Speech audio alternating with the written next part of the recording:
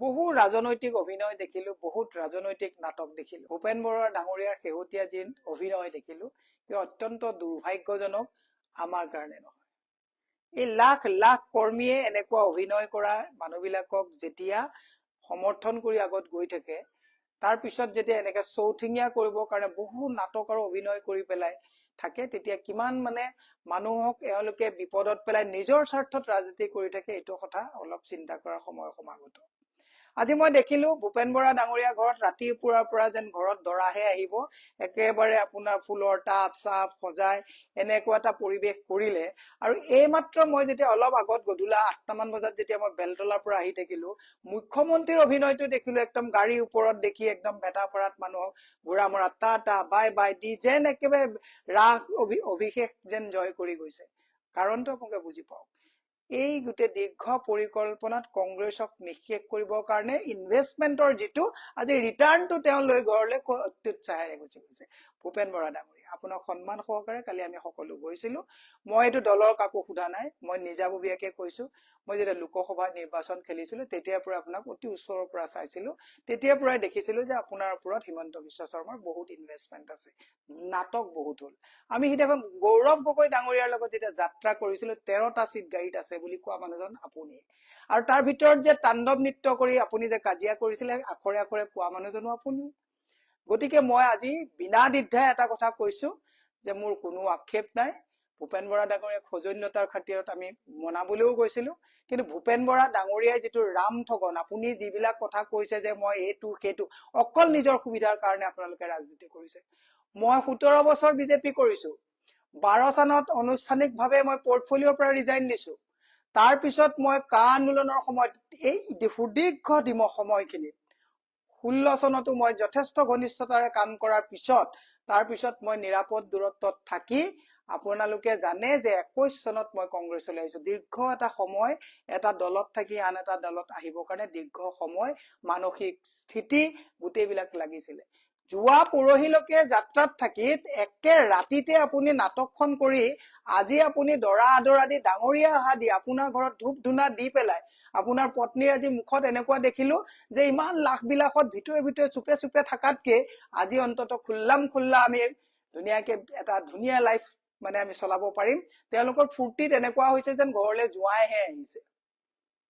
এইবিলাক কথাত আপুনি যদি কংগ্ৰেছ ডুবাম বুলি ভাবিছে, কংগ্ৰেছটোৰ যদি কথা আপোনালোকে কৈ পেলাই যদি ভাবিছে মূৰ পুলুকা মাৰিব পাৰিব, আপোনাক আমি নিৰীক্ষণ 1 বছৰৰ পৰা মই লোকসভা নিৰ্বাচনৰ সময়ৰ পৰা চাই আছিলো। হাই পেকেজত আপোনালোকে কাম কৰি আছে, কৰক আপুনি কি কবলগীয়া আছে কৰক।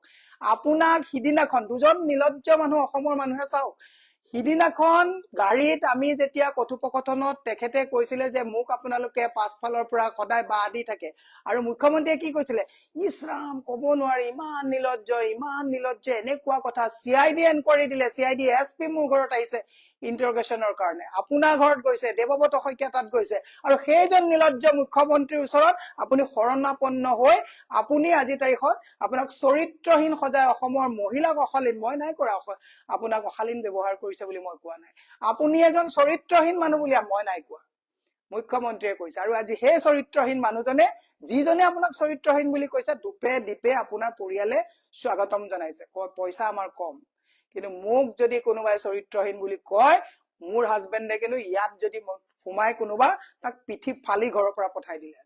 ডিফাৰেন্সটো আপোনাৰ আৰু আমাৰ মাজত সিমানটোৱে যে আপোনাৰ আত্মস্বাভিমান নাই, স্বাভিমান নাই, নৈতিকতাৰ প্ৰতি আপোনালোকৰ কোনো দৰদ নাই।